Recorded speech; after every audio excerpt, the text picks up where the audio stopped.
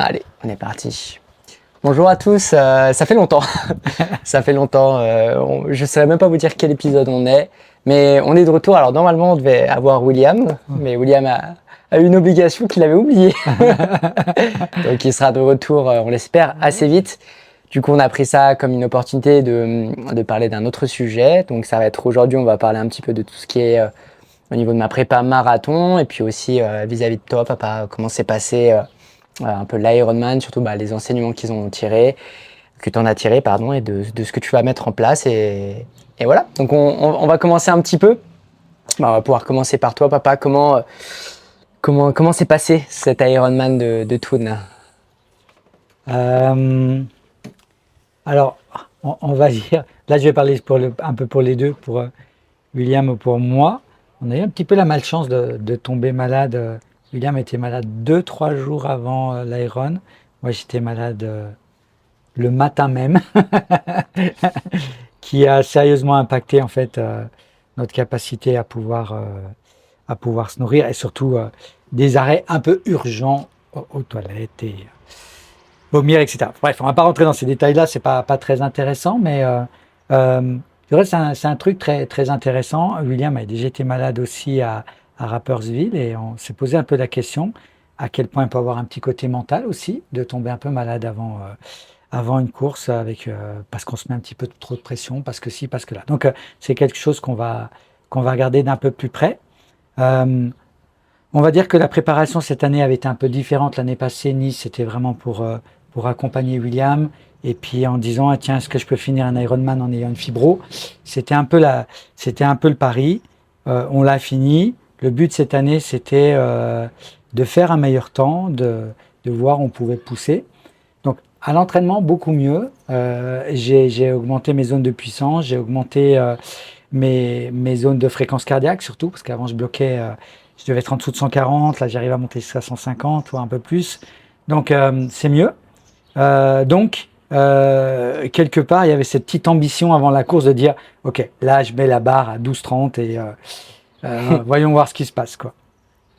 Bon, du coup, ça s'est pas passé tout à fait comme prévu, mais ça ne remet pas du tout en cause l'approche qu'il y a eu, ce côté que j'arrive beaucoup mieux à comprendre comment la fibro réagit et surtout savoir où est ma limite, où m'arrêter et où reprendre. Donc ça, c'est top. Et en fait, ce qui est marrant, parce que c'est le propre de l'être humain, hein, quand on focalise un peu plus sur une chose, on peut en oublier d'autres paramètres. Et typiquement, bon, moi j'ai de la chance d'être dans un environnement merveilleux, c'est pâtisserie, chocolaterie à la maison, c'est à mon sous-sol quand même de la maison. Et encore une fois, les arrêts au stand sont un tout petit peu trop importants. Peut-on le blâmer? Peut-on le blâmer? Et en fait, ce qu'il faut savoir, c'est un sujet aussi très intéressant, c'est que après 50 ans, notre métabolisme réagit pas tout à fait pareil. Et avant, très simplement, j'ai toujours été très gourmand, j'ai toujours mangé beaucoup. Bon, j'ai jamais non plus été super fit, mais disons que ça allait. Mais là, les années passant, c'est plus ça, quoi. Donc, c'est vraiment quelque chose qu'on va mettre pour l'année prochaine en disant, ok, qu'est-ce qu'on peut faire? Donc, directement, il y a l'assiette, hein, l'assiette, il faut la regarder, mais il n'y a pas que ça aussi.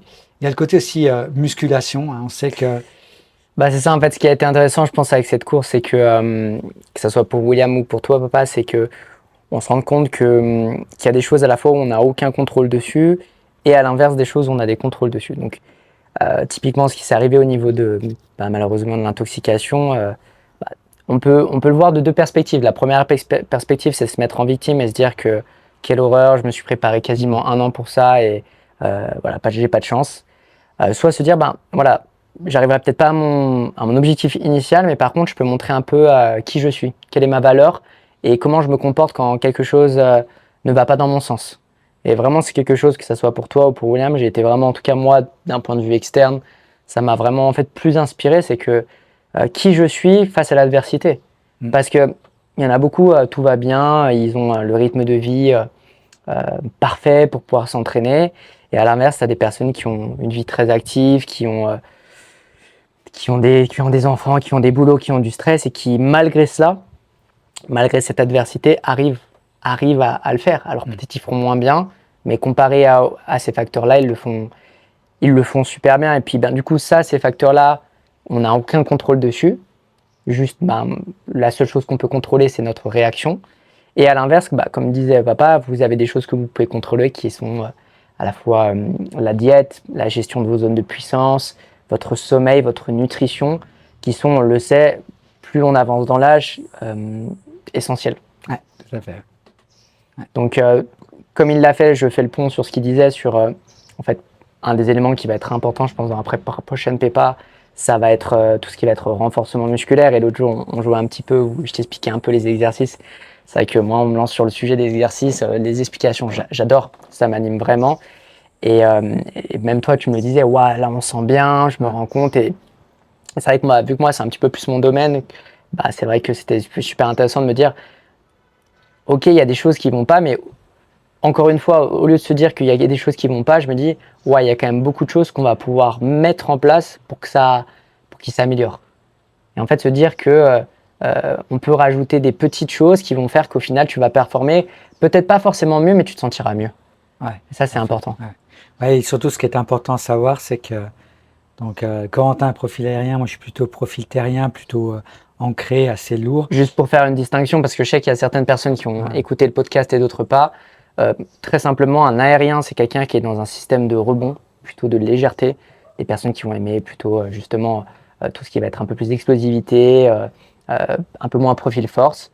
Je fais une généralité, et un profil terrien, c'est quelqu'un qui est dans un profil d'ancrage, et donc plutôt en force, plutôt en puissance. Ouais. Donc ça, c'est important de le comprendre. C'est quelque chose que moi, personnellement, je mets en place, papa de même, dans nos coachings, c'est que j'essaie de comprendre très rapidement qui j'ai en face de moi. Ça ne veut pas dire que papa va pas pouvoir faire des exercices qui sont aériens et moi, je ne vais pas pouvoir faire des exercices terriens, mais c'est juste de comprendre quelles sont mes forces, quelles sont mes faiblesses, quelles sont mes zones de préférence. Oui, tout à fait.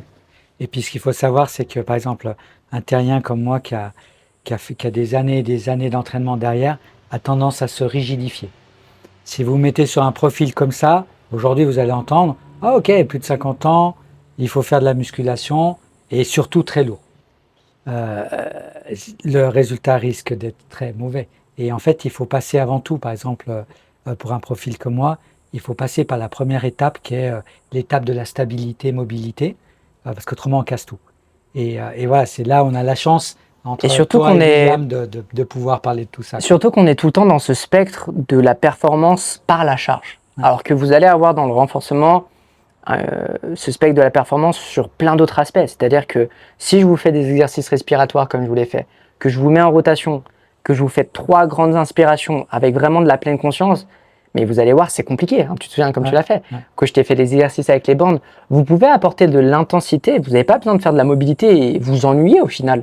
Moi, il y a plein de séances de mobilité, mais c'est vraiment hyper challengeant. Donc, vous allez garder peut-être pour ces profils comme toi qui aiment un peu cette notion de difficulté, cette notion de difficulté, donc un peu plaisir, ce qui est paradoxal à dire, mais d'un autre côté, vous êtes en lien avec la personne parce que on sait très bien que, par exemple, je prends un exemple, dans l'athlétisme, on sait que le travail de gamme est intéressant, mais il est intéressant pour des personnes qui sont prêtes d'un point de vue structurel et, comme tu disais, de ne pas avoir trop de rigidité, à l'encaisser, ce type de travail. Donc, il n'y a pas de bon, de mauvaise technique, de bon, de mauvais exercice. C'est est-ce que cet exercice, il est adapté à qui il est et surtout à qui vous voulez devenir. Ouais, ça répond aux besoins de la personne. Ouais. Exactement. Ouais. Donc ça, je pense que pour en revenir sur papa, on a compris qu'il y a des choses où, malheureusement, avec l'âge, on n'a pas forcément de contrôle. Par contre, la prochaine prépa, on va essayer de l'aider avec William sur cet aspect un petit peu plus. Ok, comment on peut aller chercher ce 1 ou 2% en plus pour peut-être pas forcément performer mieux, mais surtout pour assurer que l'activité sportive ne cesse pas. Ouais. C'est ça qui compte au final. Ouais, tout à fait. Donc, on parlait ça un petit peu de renforcement, un petit peu de diète. Quels sont pour toi peut-être les autres renseignements, les autres choses que tu aimerais mettre en place pour une prochaine prep? Non, pour moi, en fait, je remercierai jamais autant William quand il est venu me rechercher pour faire Nice. Je lui ai dit, écoute, ça va être compliqué, j'arrive même pas à courir plus d'une demi-heure, donc ça va être compliqué avec la fibro. Et puis pour finir, on a essayé. Et moi, c'est ce que j'appelle la petite mort. C'est-à-dire, quand on a été sportif toute sa vie, on adore ça. Et à un moment, une petite voix, et surtout beaucoup de monde autour qui dit, écoute, à ton âge, il faut savoir arrêter aussi. J'avais fait Hawaï, donc j'ai dit, ok, j'ai fait le tour, on arrête. Mais en fait, je m'aperçois que, même si c'est plus une histoire de chrono, mais le fait de faire la préparation, d'avoir un process, et surtout de partager. Ce matin, on a fait une grosse sortie de vélo là, dans un cadre magnifique au Jet. On a fait beaucoup de dénivelé, on a rigolé. Bon, voilà, c'est tout ce côté-là, cet échange et tout ça. Et ça permet, moi je dis, enfin, pour moi, pour mon profil à moi, de vraiment me sentir vivant, quoi. Mais ça, Et c'est ça, vraiment, c'est hyper important. c'est vraiment un message que je veux passer. Peut-être il y a des personnes qui nous écoutent qui ont des jeunes enfants ou qui veulent avoir des enfants. Et je peux vous le dire en tant qu'enfant, et je sais que moi, en tout cas, je voudrais en avoir, c'est que restez en forme parce que vous allez vivre vraiment des moments magnifiques si vous êtes capable d'être en bonne santé. Et ce que l'on vit à l'heure actuelle avec notre père, mais il y a beaucoup de personnes qui s'approchent de la soixantaine qui malheureusement peuvent pas le faire alors qu'ils veulent le faire. Et je veux dire, là, il suit pas en plus. Nous, on est sportifs. Je veux dire, William, moi, on est coach sportif et on arrive à s'entraîner ensemble. Donc, ça montre quand même qu'il a un niveau de fitness qui est quand même assez exceptionnel. Donc, bien sûr, certains remonter et tout, c'est plus compliqué. Mais je veux dire, sur le plat, là, je le dis face cam, plat, faux plat, mon père m'allume. Vraiment, je n'arrive pas à le suivre. Et je veux dire, je suis quand même quelqu'un qui m'entraîne énormément, je suis fit. Et donc, le message que je voulais dire, c'est juste que rester en santé, c'est pas que pour vous, c'est aussi pour partager des moments que moi je me souviendrai toujours au final, que je vais essayer de transmettre ensuite à mes enfants. Donc vraiment, ça c'est quelque chose, je trouve, on sort du sport. Oui, mais c'est famille. Et puis, on a petite Mia, la fille à Willy, Qui est déjà sportif. qui est déjà sportive, qui a beaucoup d'énergie. Et c'est vrai que quelque part, je dis, c'est plaisant. Papy, on joue au tennis, elle est increvable. Ouais, mais il y en a plein, ils te disent, ils ont 40 ans, ils te disent, ouais, tu verras quand t'es vieux. Mais mec, t'as 40 ans, qu'est-ce que tu me dis, tu vois? Qu'est-ce que tu me dis, tu vois? Et surtout, je pense que c'est important comme tu disais très bien, il y a beaucoup de personnes qui disent, mais pourquoi tu fais ça? Pourquoi tu fais ça à cet âge-là? Et souvent, ça part d'une bonne intention. Ouais. C'est des personnes souvent, c'est notre entourage. Mais en même temps, ça peut être destructeur parce que, en fonction de quoi, en fait? Pourquoi on devrait arrêter à 50 ans? Pourquoi on devrait arrêter à 60 ans? On se compare par rapport à qui? Si on se compare à la moyenne, oui, il y a plein de personnes qui ont arrêté à cet âge-là, mais moi, je suis différent, je suis une unité. Je dis pas que je suis meilleur que les autres, je suis juste une personne qui a son propre destin entre ses mains et à moi de choisir le mien au final. Ouais, tout à fait. Et ça revient toujours, on parle souvent de confiance en soi, estime de soi. Et c'est super important parce que si on a quelque part cette sagesse sur un col, je ne vais pas essayer de suivre William ou Corentin parce que ce serait stupide de vouloir faire ça et de vouloir me comparer à mes enfants. Et puis mais qu'on se retrouve en haut et que mais c'est ça, c'est ça le plus important. Et puis tout est contexte, c'est même pas une question d'âge, c'est une question d'intelligence de situation. Typiquement aujourd'hui, on a commencé le Jouplane, j'ai essayé de suivre William 1 kilomètre, je commençais à monter un petit peu dans le rouge et je me suis dit ok, c'est un long col, j'ai pas le niveau de mon frère, c'est pas grave, je mets l'ego de côté, je suis monté à mon rythme et au final je suis très bien monté, je suis très content de ma montée, mais je sais que je suis pas au niveau de William parce que déjà on n'a pas la même expérience, on n'a pas le même potentiel en vélo, il est meilleur que moi en vélo et puis il s'entraîne plus que moi. Ça fait 2 ans qu'il s'entraîne beaucoup plus que moi, donc j'ai envie de dire c'est même logique et rassurant qu'il soit meilleur. C'est vrai, c'est comme toi, c'est rassurant que quelqu'un qui a 29 ans, qui s'entraîne 15 heures par semaine, soit meilleur que toi. Tu vois, je veux dire, à un moment, soit il y a quelque chose qui va pas dans William, soit voilà quoi. Donc tout est contexte. Ouais, tout à fait. Donc voilà, donc en fait, on va repartir. Là aussi, c'est marrant la nature humaine parce que avec William, on parle le soir de l'Ironman, les deux après la course. William me dit, ouais, tu vois, demi j'adore, mais un Ironman, c'est compliqué, c'est difficile, etc. Le lendemain matin, on est dans la voiture, on rentre à la maison. Je dis, ouais, mais quand même, cet Ironman, c'est quand même un goût différent d'un demi quand même. Hein. Bon, bref, je ne fais pas l'histoire trop longue, mais quelques jours après, on se dit, ok, on remet le couvert ou pas parce que voilà, c'est quelque chose qu'à un moment, on a envie un peu de dompter, d'arriver, de dire, OK, qu'est-ce que je peux faire dessus? À quoi Par contre, je voudrais juste mettre une parenthèse par rapport à ça, c'est que le plus je fais un peu du triathlon, entre guillemets, le plus je me rends compte des distances, le plus vraiment je conseille pour des personnes qui aimeraient se lancer dans le triathlon, allez-y, étape par étape. Ouais. Un olympique, c'est déjà très bien, si vous n'avez jamais fait trop de Ouais. distance. Et là, aujourd'hui, on a fait 75 km, quasiment, on a fait 2000 mètres de dénivelé. Je me dis, mais bon, peut-être c'est des profils, c'est différent, il ne faut pas trop comparer, mais là, il faudrait rajouter 110 km de vélo. Ah oui, tu parles de l'étape du Tour de France, là. Non, mais je veux dire 180 km Ah de oui, vélo. d'accord, OK. Alors, moins dénivelé peut-être, oui, c'est réparti différemment, mais c'est ce truc euh, je pense qu'on est quand même dans une société qui a un peu oublie la notion des distances. Déjà, 180 km de vélo, c'est super long. Ouais. C'est super long. Donc, t'as des mecs en fait qui s'inscrivent, qui s'entraînent jamais. Donc, il faut quand même faire attention à ça. Ouais.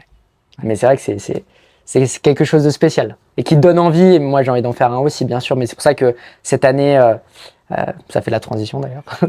L'année dernière, j'avais fait un sprint, j'avais adoré. Franchement, j'avais adoré. C'est avec tout ce qui est l'aspect des transitions, c'est cool. Et cette année, voilà, je passe sur un olympique. Je pense que l'année prochaine, je passerai sûrement sur un half. Et puis peut-être après, peut-être dans la même année ou l'année d'après, je ferai sûrement un Ironman. Mais au final, ça fera que je me serai laissé 3 ans, 2-3 ans. Ouais. Et c'est ce qui fait sens. Bien sûr, c'est pas ma priorité. J'ai d'autres courses qu'on va parler très vite, mais il faut laisser le temps au temps. C'est comme un ultra. Laissez-vous 1 an, 2 ans avant de le faire, quoi. Ouais. C'est pas 3 mois. Ouais, les gens veulent trop tout de suite. Et en plus, on apprécie. Bah oui, on apprécie. Et puis c'est un peu. Ouais, tu fais tes classes. Tu fais tes classes et puis tu te rends compte. Et puis après, pour moi, il y a une différence entre faire un Ironman, le terminer. Voilà, moi, si je fais un Ironman, j'ai envie de faire un temps qui est correct. J'ai pas envie de le faire en 17 heures, quoi. Tu vois ce que je veux dire? J'ai envie de faire, voilà, j'ai envie de faire un temps correct. Parce que quand même, ce truc de, voilà, j'ai fait une vraie prépa, quoi. Parce qu'au final, tu peux le terminer et tu as mis 7 heures pour faire ton marathon, quoi, tu vois. Donc, je dénigre pas le fait de terminer, mais en tout cas, c'est pas dans mon ADN de faire ça, quoi. Ouais, tout à fait. Et donc là, prépa pour cette année. Prépa pour cette année, bon bah, merci papa, parce qu'il m'a un petit peu remué à un moment, il m'a dit, bon allez, faut que tu t'inscrives à des courses. C'est vrai que moi, je me laisse un peu vivre des fois, parce que c'est vrai que, bon, ça a été une année qui a été compliquée, hein. Ça a été une année compliquée parce que professionnellement, j'ai cette chance, j'ai jamais autant travaillé, j'ai refusé des personnes, donc franchement, on touche du bois. J'ai passé en même temps, bah, du coup, un diplôme qui m'a quasiment pris 1 an. Donc ça a été beaucoup, et je me suis un peu aussi couvert, caché sous ça, que j'avais pas trop le temps. Et c'est vrai qu'en fait, j'ai toujours voulu faire un marathon parce que pour moi, c'est un peu, voilà, c'est la distance reine en course à pied. Et je me suis un peu inscrit sur un coup de tête, hein. J'appelle papa, je dis bon, bah, je me suis inscrit au marathon de Malaga qui sera donc le 8 novembre. Donc voilà, d'ici à peu près 3 mois et demi, 4 mois. Donc là-bas, la prépa elle a commencé. Entre-temps, je vais faire du coup Mora-Fribourg, qui est une course de 17 km à 400 mètres de dénivelé, qui est assez culte au final. Papa va peut-être la faire. Donc ça, et puis ensuite, bah, je ferai l'Olympique d'Évian. Donc s'il y a des personnes qui sont présentes sur le triathlon d'Évian, on se retrouvera. Donc c'est à peu près ça. Pour le moment, il y a 3 courses de prévues. Ouais. Et c'est vrai que ça c'est mon approche en fait. C'est un petit conseil pour les gens qui veulent faire quelque chose. Dire ouais, ben, je vais m'inscrire à cette course. La première chose la plus importante, c'est vraiment de s'inscrire, de faire le geste. Et après, moi je dis honnêtement, en tant que coach, je fais toujours je pédale à l'inverse. C'est-à-dire que je pars quand est-ce qu'est la course et quand est-ce qu'on commence et comment je fais la préparation. Et j'ai remarqué souvent, tant qu'une personne n'était pas inscrite, elle n'est pas engagée dans le process. Donc il faut vraiment qu'elle soit inscrite. Donc bravo pour l'avoir fait. Puis du coup, bah, on a mis en place tout ce qui suivait derrière. Et du reste, la discussion, c'était un peu sur le triathlon en disant est-ce qu'on reste encore sur du sprint ou on passe sur du DO. Et pour le côté un peu durabilité, plus longue distance, on a dit voilà, on passe sur du DO pour ça. Après, c'est ça, en fait, c'est que dans le choix de vos courses intermédiaires, parce que du coup, mon objectif principal, il est vraiment sur le marathon. C'est là où je veux performer, c'est là où je veux arriver à mon pic de forme. En fait, c'est des efforts du coup voilà, qui prennent 3 à 4 heures. il faut faire un effort avant qu'il soit dans cette échelle de durée, alors qu'un sprint sera beaucoup plus rapide et surtout, vous n'allez pas être sur les mêmes filières énergétiques. Ouais. Vous n'allez pas être sur les mêmes zones cardiaques, ce qu'on parlait avant. Donc, il faut quand même faire du sens dans ce que vous choisissez. Pareil pour Mora Fribourg. Oui, c'est que 17 km, mais 400 mètres de dénivelé, au final, on revient peut-être sur du 25 km, 20-25 km. Donc, qui fait complètement sens avant un marathon. Donc, trouver cet équilibre entre des courses qui vous rendent heureux, qui vous font plaisir à faire, et puis d'un autre côté, ok, peut-être faire un half Ironman un mois avant mon marathon, c'est pas une bonne idée, quoi. Ouais. Si mon marathon est l'objectif principal.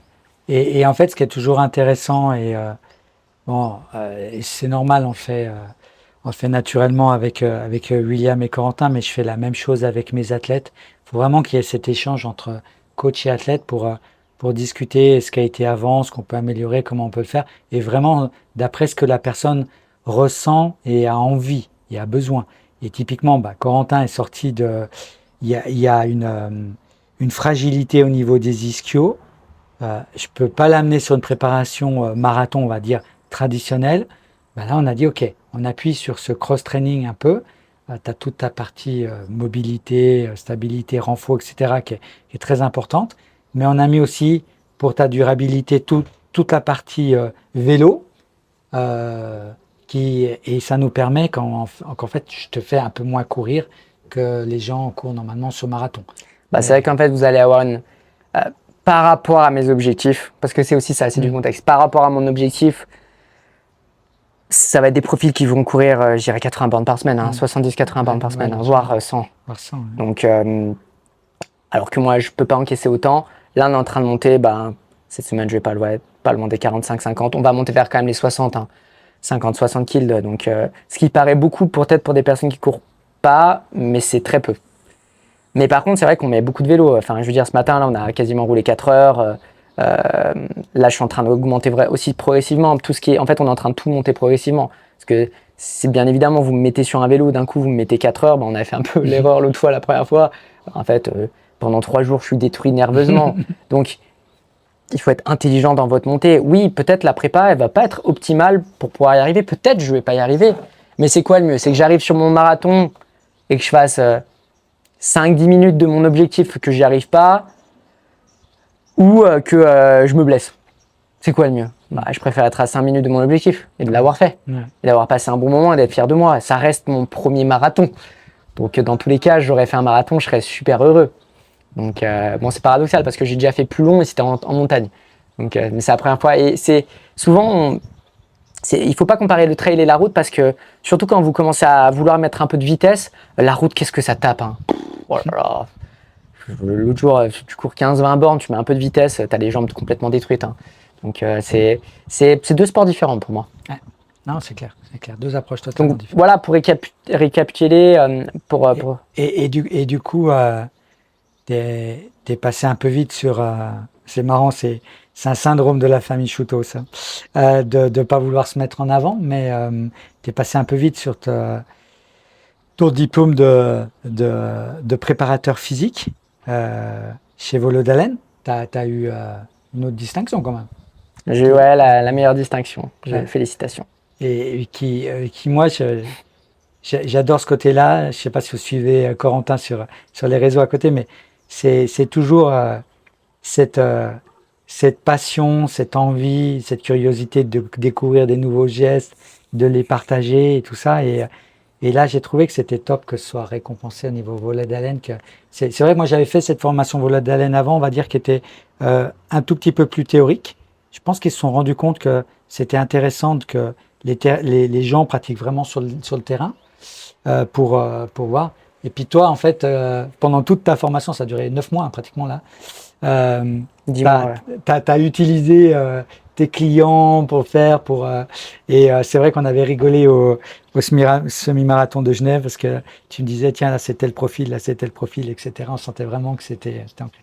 Donc un grand bravo à toi parce que je pense vraiment que les préférences motrices, les réflexes archaïques, c'est la base autour du mouvement pour commencer à à bien travailler après, que vous soyez Et triathlète, trailer. les préférences cognitives, pour moi, ça a été aussi ultra important. Ouais. C'est-à-dire, si vous comprenez deux aspects, si vous comprenez qui vous êtes et si vous comprenez à qui vous avez affaire, ça va beaucoup vous aider dans la vie. Ouais.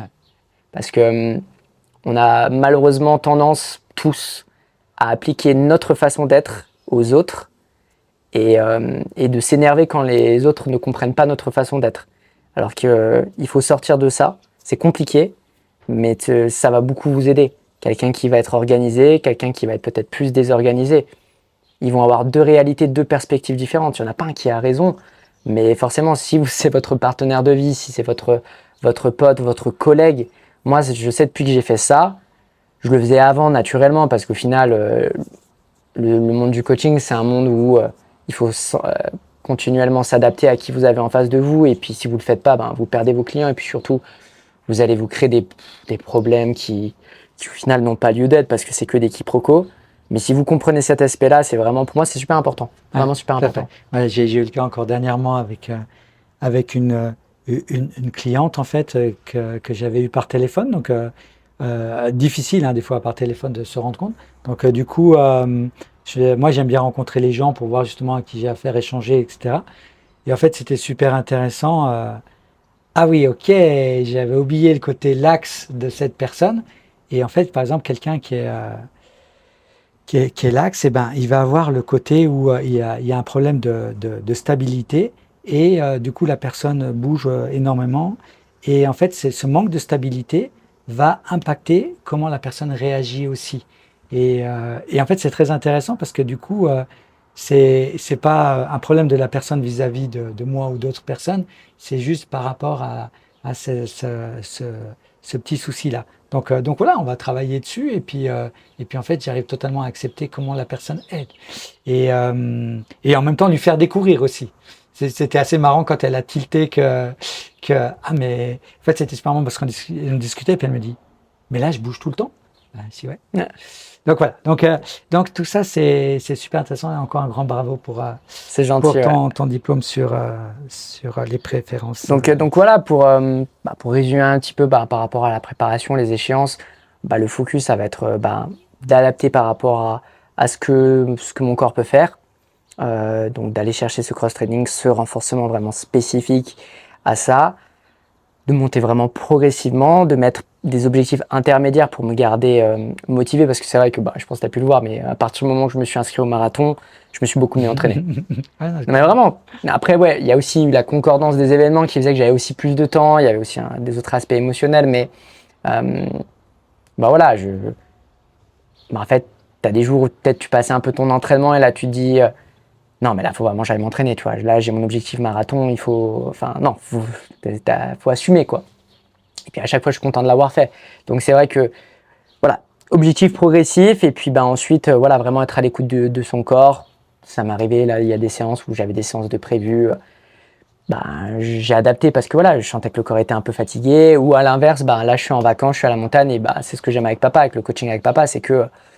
Ouais, j'avais j'avais un travail de tempo ou intervalle, va en montagne, fais un travail de côte, quoi. Kiff. Et en fait, je suis allé en montagne et j'ai été super heureux. Et en fait, quand vous êtes heureux, forcément, dans une prépa, vous allez beaucoup mieux vous tenir, quoi, et beaucoup mieux vous entraîner. Là, j'étais en coach, j'ai envoyé, j'aurais été sur un tapis, j'aurais l'impression que c'est 4 fois plus long, 4 fois plus dur. Ouais. Alors qu'au final, j'étais sur les puissances et les fréquences que j'avais besoin d'être. Donc, faut juste, oui, ça va être compliqué, mais t'as pas besoin de le faire plus compliqué que ça l'est déjà. Donc voilà, c'est un petit peu près, ce qu'on avait à dire aujourd'hui. Ouais. Prochaine fois, j'espère que William sera avec nous. Ouais. Et puis voilà, restez présent, restez connecté. Plein de choses qui arrivent, vraiment. Ouais, vraiment. Ciao, ciao. Ciao.